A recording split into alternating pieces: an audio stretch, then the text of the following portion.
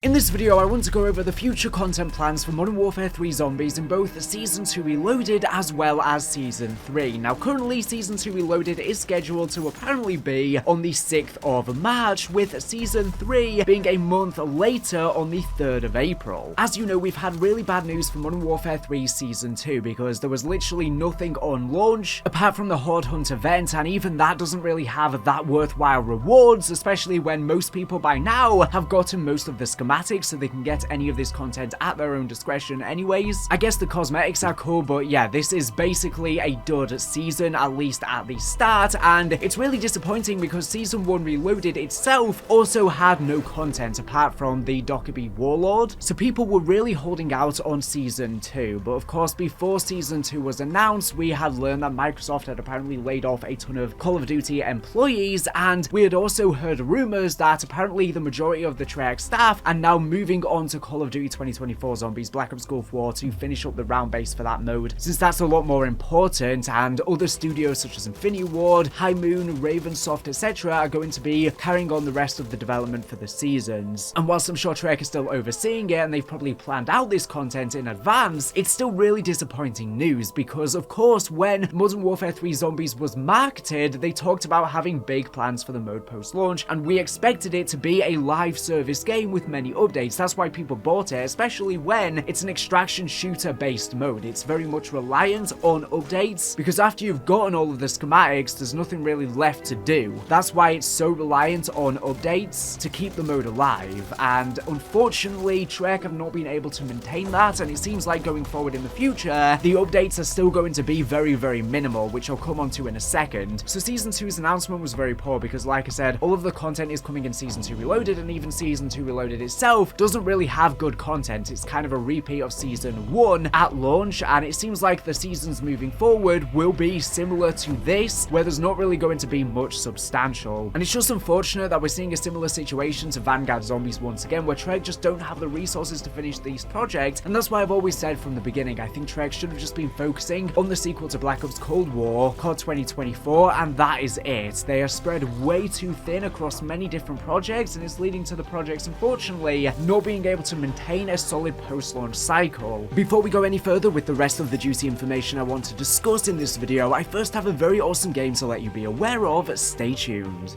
Prepare for the ultimate gaming experience with Kingdom: The Blood. This game is soon to be available on mobile devices, Android and iOS, as well as PC. Get ready to immerse yourself in this thrilling world, an action-packed RPG inspired by the hit Netflix miniseries. With its captivating storyline, stunning visuals, and immersive gameplay, Kingdom: The Blood promises to deliver an unforgettable gaming experience like never before. Fight hordes of zombies, defeat diverse bosses with intense attack patterns, and strengthen your character to rise above other players. With exclusive early access, get access to Kingdom: The Blood before anyone else, and make sure to pre-register via the link in the description on the platform of your choosing. And a huge thank you to the developers Action Square for allowing me to try the game early to showcase it for you. Take advantage of this exclusive opportunity to embark on an epic journey, defeat the Zombie King, and become a legend in your own right. Unleash your inner warrior, equip yourself with powerful weapons and armor, upgrade your skills, and prepare to fight off hordes of zombies, formidable bosses, and rival players in heart-pounding battles. Craft your own unique playstyle, master powerful abilities, and rise to the top of the leaderboards as you carve out your destiny in the kingdom. Explore diverse game modes, whether you are looking to hone your skills in the training mode, challenge yourself in intense boss battles, or test your mettle against other players in PvP combat. Kingdom: The Blood offers a variety of exciting game modes to keep you entertained for hours on end. Get ready to embark on thrilling adventures and forge your legacy in the kingdom. Experience the rich culture of traditional Korea, immerse yourself in the breathtaking beauty of traditional Korean visuals and architecture as you explore the vibrant world. From intricate clothing to stunning landscapes, the game captures the essence of Korea's cultural heritage in exquisite detail, providing players with a truly immersive and unforgettable experience. The traditional Korean clothing and unique architectural styles are made with high-quality graphics and can be seen throughout the gameplay. The way the clothes flutter during an action skill, various traditional clothing like the gat, and the realistic reproduction of the traditional buildings, details like the curvature of the roof tiles can all be seen as you venture through the game. You can relive the beauty of Korea that captured the world. Experience fun, fun in control-based action. You can create your own action by combining different skills, enjoy a strategic action sequence that gives satisfaction with each hit. The zombie battles are threatening and terrifying, fighting hordes with melee weapons. Zombies appear suddenly, run fast and attack menacingly, and are so grueling. And each of the different monsters and boss types have unique attack patterns. In addition to the zombies, human form enemies and bosses appear as the difficulty level increases. The unique appearances and movements captivate you. With various battle modes, fight challenging bosses with your friends or enjoy one-on-one battles with other players. When you clear the single player mode with a particular difficulty, a new mode with a completely different gameplay will be open. There's so many layers to this game. Dive into the action-packed world of the game wherever you are, wherever you want, with being able to play on mobile or PC and experience the thrill of epic battles and heroic quests on the platform of your choice. So if this game sounds right up your alleyway, pre-register now for exclusive rewards, whether on the Google Play Store, the Apple Store, or on Steam. All the links will be in this video's description. Don't miss your chance to be among the first to embark on this epic adventure and claim your rightful place as a hero of the kingdom. Join the battle today and forge your legacy on an epic adventure filled with danger, excitement, and glory. The game awaits brave warriors like you. Gather your allies, hone your skills, and prepare to conquer the kingdom in the ultimate quest for victory. Don't wait any longer, the fate of the kingdom is in your hands, and a huge thank you to the developers for kindly sponsoring this video. I hope you have enjoyed the showcase and have a lot of fun trying out this game.